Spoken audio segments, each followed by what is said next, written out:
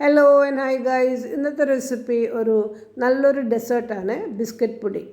ഞാനിവിടെ ചെയ്തതാണ്, അത് നിങ്ങൾക്ക് ഷെയർ ചെയ്യണേ. അപ്പോൾ നമുക്ക് വീഡിയോയിൽ നോക്കിയാലോ. ഇവിടെ ഞാൻ പാൻ വെച്ചിട്ട് അടുപ്പ് കത്തിച്ചിട്ടുണ്ട്.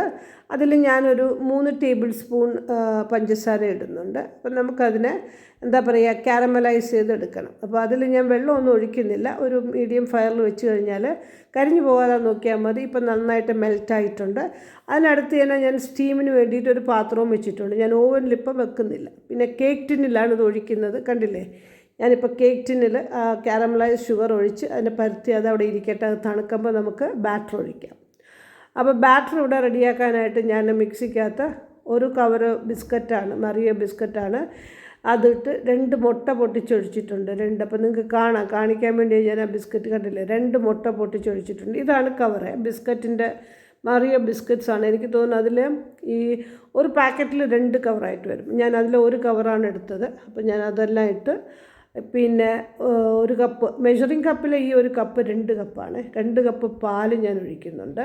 അപ്പോൾ ഇതെല്ലാം റൂം ടെമ്പറേച്ചറാണ്, ഒന്നും തണുത്തതല്ല കേട്ടോ. അത് ശ്രദ്ധിക്കണം. പാലൊക്കെ എടുക്കുമ്പം റൂം ടെമ്പറേച്ചറിലായിരിക്കണം, ചിൽഡാവരുത്. അപ്പം പാലൊഴിച്ചു. പിന്നെ ഇനി വാനില എസൻസ് അത് 1 ടീസ്പൂൺ ഒഴിക്കുന്നുണ്ട്. പിന്നെ ഷുഗർ പഞ്ചസാര ഓരോരുത്തരുടെ ഇഷ്ടമാണ്. ഇപ്പം മധുരം കൂടിയും കുറഞ്ഞും ഒക്കെ അത് നിങ്ങളുടെ ഇഷ്ടാനുസരണം. ഞാനിവിടെ 4 ടേബിൾ സ്പൂൺ പഞ്ചസാര ഇടുന്നുണ്ട്. ഓക്കെ. ബിസ്ക്കറ്റിൽ പിന്നെ ഓൾറെഡി മധുരമുണ്ട്, അതിൽ ഏലക്കയുടെ കാർഡമമിൻ്റെ ഒരു ഫ്ലേവറുണ്ട്. അതുകൊണ്ട് ഞാൻ വേറെ ഒന്നും ചേർക്കുന്നില്ല. നമ്മളിപ്പോൾ ബാറ്റർ അടിച്ചെടുത്തിട്ടുണ്ട്. ഇനി ഇതൊരു സ്ട്രെയിനറിൽ സ്ട്രെയിൻ ചെയ്ത് നമുക്ക് കേക്ക് ടിന്നിലോട്ട് എനിക്ക് ഒഴിക്കണം. കേക്ക് ടിന്നിൽ ഓൾറെഡി നമ്മൾ കാരമലൈസ്ഡ് ഷുഗർ ഒഴിച്ച് വെച്ചിരിക്കുക അല്ലേ. അപ്പോൾ ഇനിയിപ്പോൾ അതിലോട്ട് ഒഴിച്ച് നമുക്ക് പിന്നെ ഈ കേക്ക് ടിന്നിനെ പാനിനെ ഒന്ന് അടച്ച്, പിന്നെ ഫോയിൽ കൊണ്ട് ഞാനൊന്ന് മൂടി, നന്നായിട്ട് എയർ ടൈറ്റായിട്ട് മൂടി നമ്മൾ വലിയ പാനിൽ വെച്ചിട്ട് സ്റ്റീം ചെയ്തെടുക്കുകയാണ് ചെയ്യുന്നത്. അപ്പം നമുക്ക് വളരെ എളുപ്പമായിട്ട് ചെയ്തെടുക്കാൻ പറ്റുന്നതാണ്. ഇപ്പം ഞാനൊരു സ്റ്റീൽ മൂടി കൊണ്ട് മൂടിയിട്ട് ഇനിയിപ്പം ഈ ഫോയിൽ കൊണ്ട് ഒന്നും കൂടി ഒന്ന് എയർ ടൈറ്റായിട്ട് നമുക്ക് ക്ലോസ് ചെയ്ത് വെക്കാം.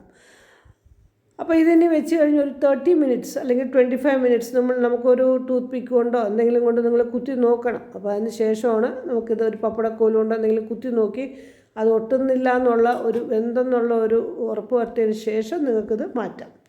അപ്പം ഞാൻ ഇതിലോട്ടാണ് ഞാൻ ഓവനിൽ വെക്കുന്നില്ല, ഞാനിപ്പോൾ ഇതിലാണ് വെക്കുന്നത്.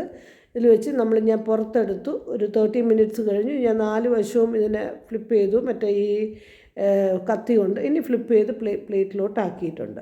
അപ്പോൾ കണ്ടില്ലേ, അതൊന്നും ഉടഞ്ഞിട്ടില്ല, നന്നായി വന്നിട്ടുണ്ട്. നിങ്ങൾക്കിത് ചിൽഡായിട്ടും സെർവ് ചെയ്യാം, ഹോട്ടായിട്ടും സെർവ് ചെയ്യാം.